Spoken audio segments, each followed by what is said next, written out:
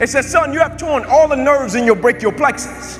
It said your brachial plexus are the nerve roots that go from your spine and they come down, they control your shoulder, your arm, and your hand. They say you have torn them at all levels. They cannot be replugged. It says, son, we hate to tell you, but your arm, it will never be the same again. Your hand, it will never be the same again. Son, you can never play the game of football again.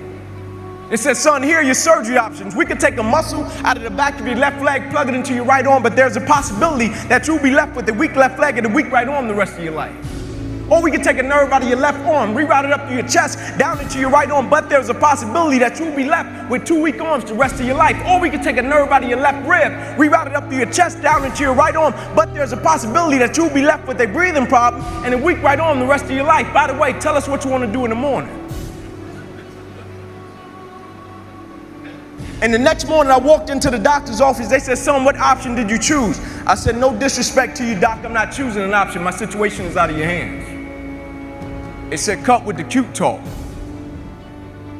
I said, no disrespect to you, doc. Cut me where you got to cut me. My situation is out of your hands. I'm not choosing an option. I said, I know I will come out of this situation okay.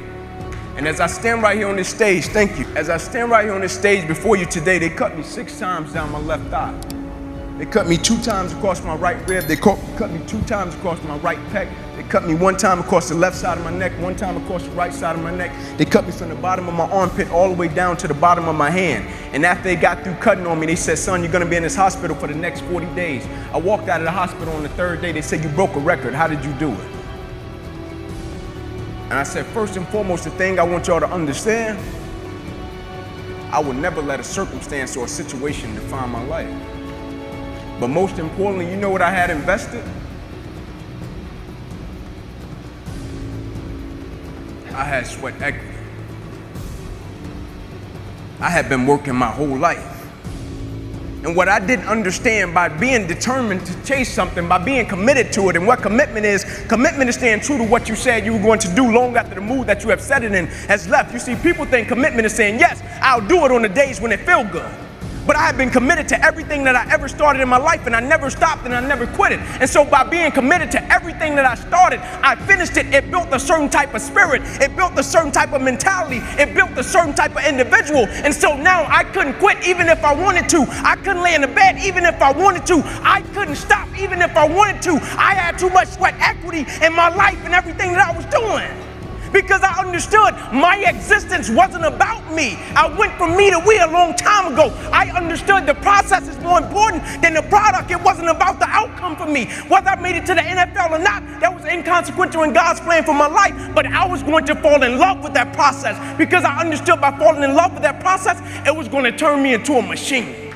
You see, a lot of people need things to get motivated.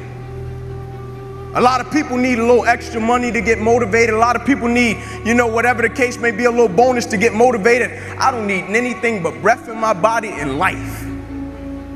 And every day I wake up, I understand I got 2 children depending on me. I understand I got a wife depending on me. I understand I got a world that needs me. The reason I go at life with the passion and the zeal that I go at it with is because I understand every day of my life is somebody in the world that is dependent on me. It may not be you, and if it's just about you, you're in trouble because I'm telling you, you're gonna hit something in life that's a lot tougher than you, and it's gonna test your will and it's gonna test your heart. And if it's just about you and if it's just about the product, it will crush you. Every day I get up, I understand it's somebody in the free world that's looking at me to see if I'm gonna keep going, and so I can't quit.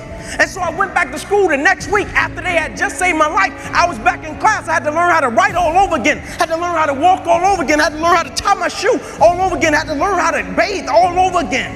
Had to learn how to live life all over again. Never one time did I say, let me go home, I need a break. Never one time did I go into the training room and said, I need some time off. Can you all just give me a little leave time? I need to go back home. I need some time off. My life just changed last week. And they came to me and they said, Inky, go home. We know how much the game of football meant to you. I said, yeah, you know how much the game of football meant to me, but you don't know how much life means to me. You see, the thing we have to understand about everything that we're a part of, first and foremost, it's a blessing by God. And when it's a blessing, you can't help but to give everything you got to it. My life got saved. I got spared my life.